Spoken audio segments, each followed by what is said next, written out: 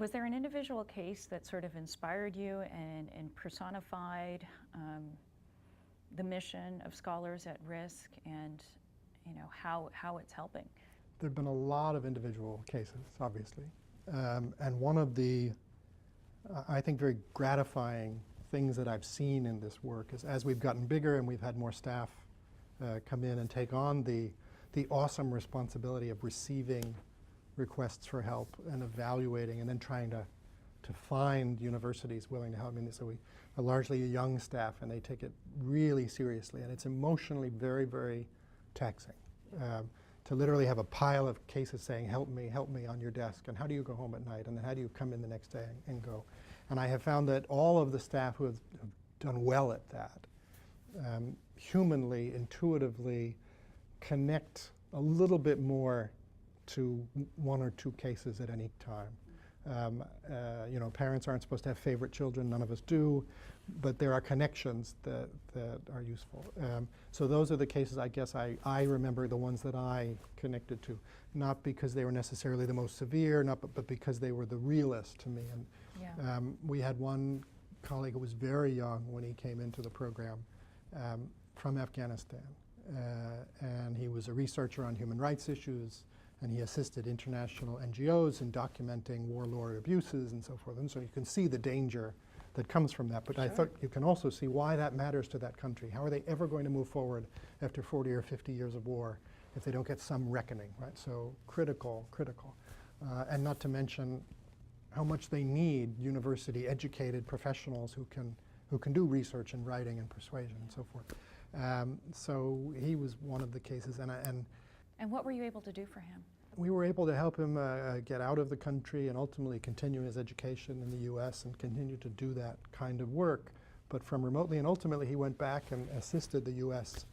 In trying to help rebuild Afghanistan. But the other reason he sticks with me is I had known this scholar for probably 10 years, and as was very often, you get to know people over time. You get to know them intimately very quickly, and then the picture fills in over time. And what I learned later was that he had been literally a child factory worker.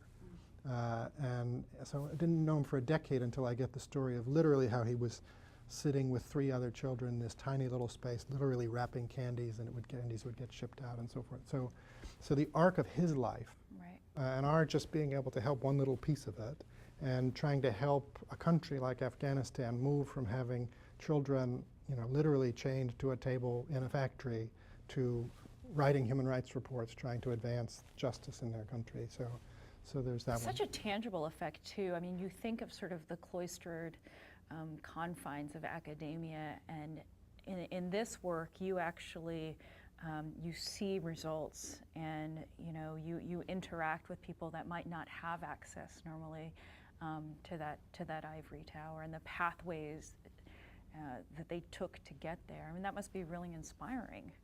It is, and I'm not an academic by training.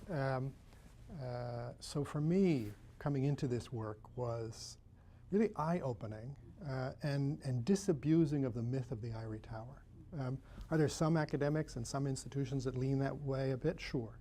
But actually, higher education today is incredibly open. It's incredibly engaged with the local community, with the national community, with the world. And that was something that really inspired me. And the willingness of the higher education sector to see our program work. We don't have any power.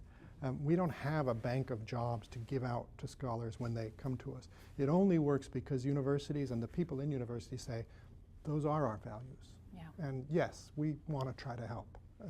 And that's all we ask. And we don't ask them to try to do everything, and they're not trying to take people on for the rest of their careers.